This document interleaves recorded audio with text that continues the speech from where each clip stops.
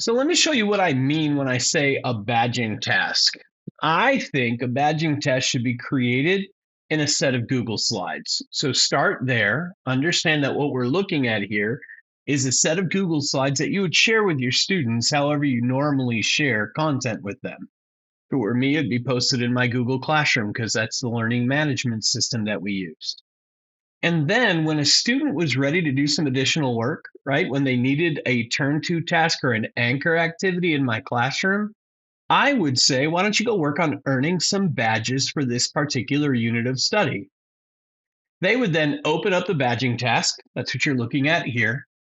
And they would decide which of the badges they were the most interested in earning. Which of the additional tasks do you want to do?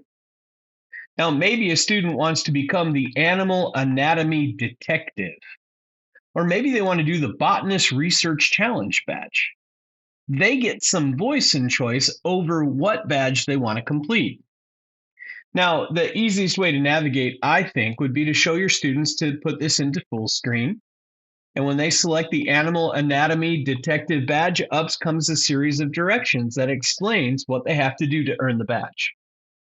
The students would then work on that work individually, right? This is the task that they're completing while I'm still working with other students.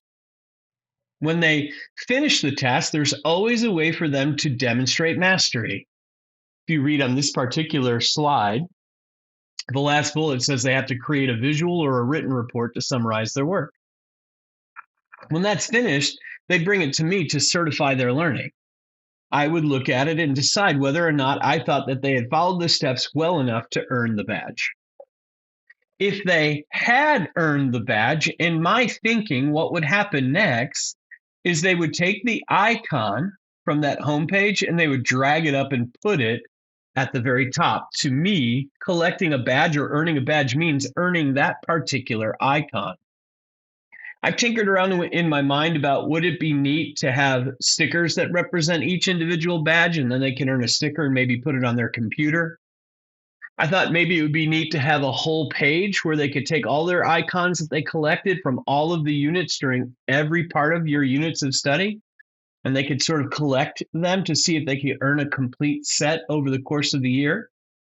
But in its simplest form, earning a badge means completing the task, certifying mastery with me, and then taking the icon and moving it up here so that they know that they've completed that.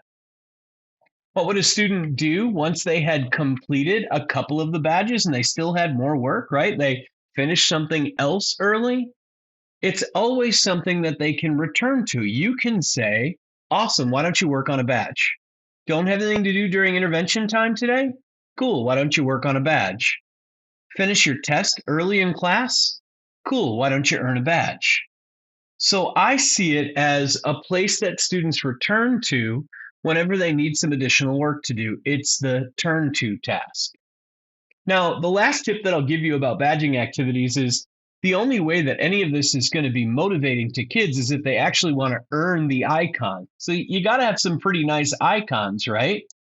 And I can tell you that the place that I get my icons from, these particular graphics, which I think are pretty interesting, comes from freepick.com.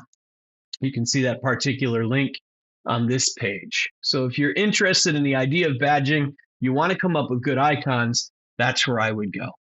What do you think of that idea of using badging tasks as turn to activities in a classroom that needs some differentiated instruction?